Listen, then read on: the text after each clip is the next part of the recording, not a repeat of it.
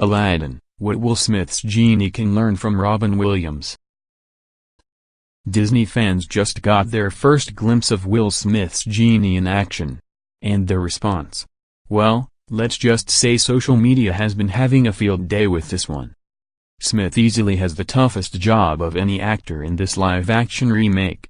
He has to find some way to make his own mark on a character who is so completely defined by the voice and personality of the late Robin Williams. If they weren't already, fans are now questioning whether it's even possible for another actor to take over the role. We'll have to see the finished film before we truly know the answer, but for now it's clear that Smith has his work cut out for him. The power of Robin Williams. It's not a stretch to say that Williams was a huge part of what made 1992's Aladdin such a smash hit. Disney gave Williams a character practically tailor-made for his brand of comedy, one defined by manic energy, wacky voices, pop culture references, and stream-of-consciousness humor. The result was unlike anything seen in an animated Disney movie before. Disney quickly learned how crucial Williams was to bringing the character to life when they released the 1994 direct-to-video sequel Aladdin, The Return of Jafar. Due to an ongoing dispute between Williams and Disney, The Simpsons star Dan Castellaneta took over the genie role instead. Most fans agreed, the result simply wasn't the same. Castellaneta delivered a solid impersonation of Williams' genie, but at the end of the day, it was still an impersonation.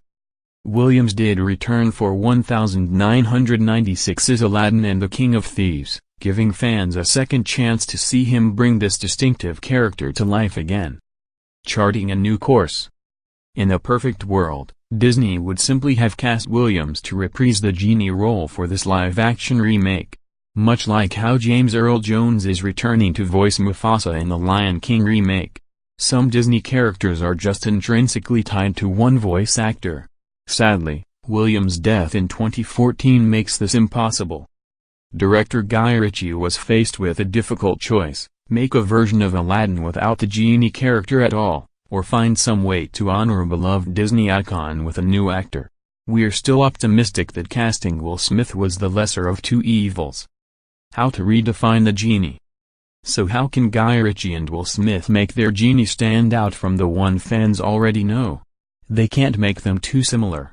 Smith's appearance as a blue, shirtless cartoon character seems to clash with the generally more grounded and realistic look of the remake. Based on what we've seen so far, we actually prefer Genie's human disguise, which we saw on the cover of Entertainment Weekly. Judging by the new trailer, it does look like Disney is making Smith's genie look like the Robin Williams version at least part of the time, so at the very least they should avoid making them act too much alike.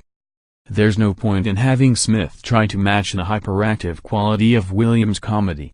Smith is a great actor with plenty of charisma. But he's also a more deliberate performer. He knows how to hold the audience's attention with a good one-liner and a dash of swagger. So, that's what we want to see from this new genie. We don't want a character who can fire off 5 different pop culture references in the span of 30 seconds. This genie needs to be cool and confident, someone who can play off of Aladdin and Jasmine simply by being the coolest and most confident person in any given scene. Think Agent J from Men in Black. Only blue. And magical. But there is one important lesson Will Smith can take from Robin Williams' performance. Genie is unique among Disney animated heroes. He's self-aware.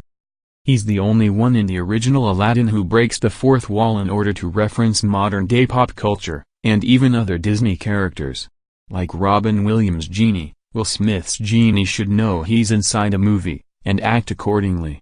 Basically, we want to see Smith play a family-friendly version of Deadpool.